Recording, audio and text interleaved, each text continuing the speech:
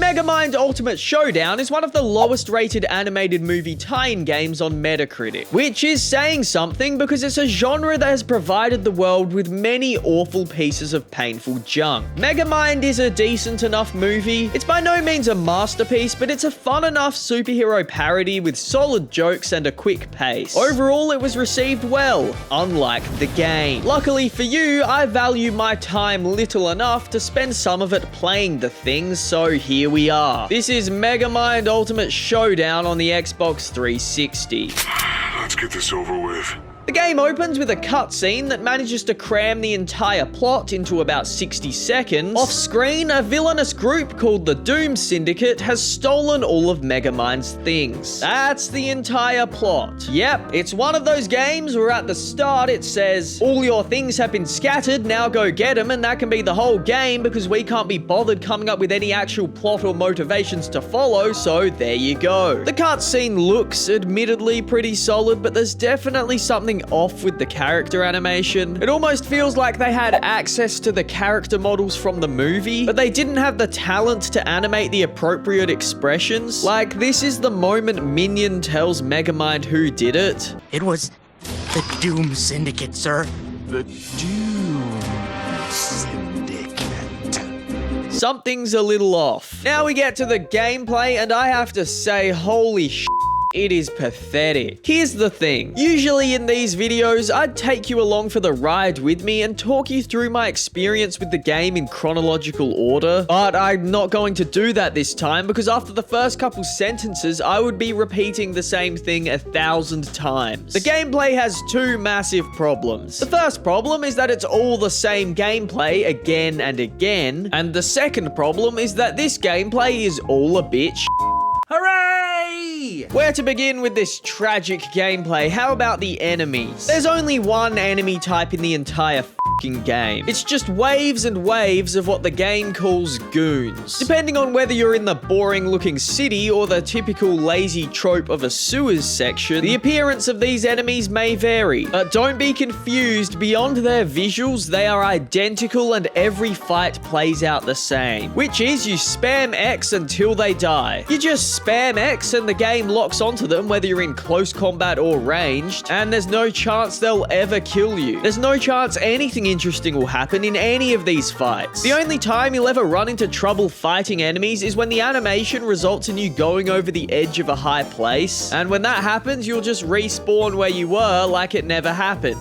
You didn't see anything, right? What else do we do in the game? Well, we drag boxes, pick things up and put them down, press buttons, and do the most basic platforming sections that are so lacking that I don't even know if it counts as platforming. The platforming is a bit more challenging than the combat, not because of good game design or anything, but because of the game's often confusing camera perspective and clunky controls. Now, everything I've just described makes up more or less the entire game. Every level is just a space filled with buttons to press, some stuff to pick up and put down, with constant interruptions by these pathetic enemies that you spam X to get rid of. As a result, playing the game feels more like you're waiting for it to complete itself than like you're actually doing something. Now let's talk about Minion, because Minion does not shut the up. Doom Syndicate activity in the downtown area. I think you should go to the downtown area. You should investigate the Doom Syndicate's activity in the downtown area. Shut up! Shut up! Shut! As if you needed to draw any attention to how repetitive the gameplay is, how about have him announce 60 times during one level that there's more goons? Destruction worker goons coming. Destruction worker goons. Destruction worker goons. Destruction workers goons. Goons. Destruction worker goons coming.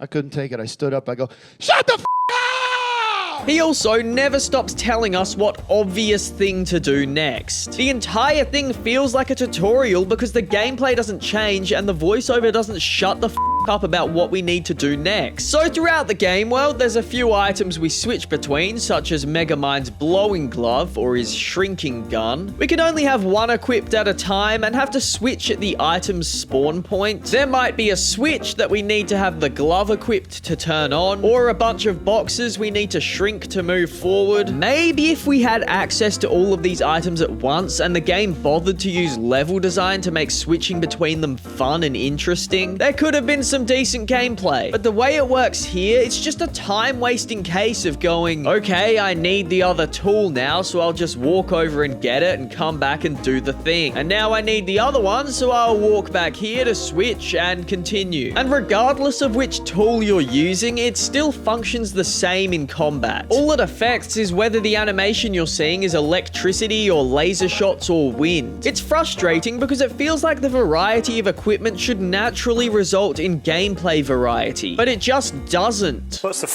point? I know I said this is all the gameplay is for the whole game, but I guess there are a couple of boss battles. I don't feel bad not counting them as different pieces of gameplay though. They are somehow still the same gameplay of just pressing buttons and picking it up and putting it down. The first one is this guy, Destruction Worker. In this battle, we pick up this stack of dynamite, walk to the front with it, put it down, walk over here, and press the button. We do the same thing 3 times with 0 stages or variation in how the boss fights, and then the battle is over. The second boss battle is somehow even worse. In this one, we're on a disco floor surrounded by buttons. We go to the button with an arrow above it and press it. We do this a few more times, simply walking up to the button and pressing it until the boss dies. That's the entire battle. To make this even worse, the entire theme of the boss battle is obviously music, but about 10 minutes earlier, the game decided to stop playing any music. This is how it sounded when I played it. I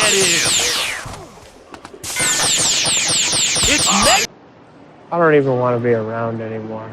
At the end of these levels, there'll be some sort of technology-looking object. Megamind will say something about how it's another piece of his DNA machine or some shit, and then the level ends. If that doesn't keep you gripped to find out what happens in the thrilling story of Megamind getting back the stuff that was stolen in the opening cutscene, then I don't know what will. Certainly not the gameplay. Megamind Ultimate Showdown is pretty disgusting. This just isn't game design. A bunch of buttons to press in a map covered with useless enemies that you barely even need to fight isn't gameplay. Look, there are worse movie tie-in games out there. There are some that are more graphically hideous. There are some that are more broken. But see, that's the thing that really makes me hate this game, is it isn't even so bad it's good. If you looked at 1 minute of the game out of context, you might even think it's just an okay game because you wouldn't realize the entire thing is just the same minute again and again and again without change. So without even being so bad it's good, what is Megamind Ultimate Showdown? Well, it's a waste of time. That's about it. I'm done! You hear me?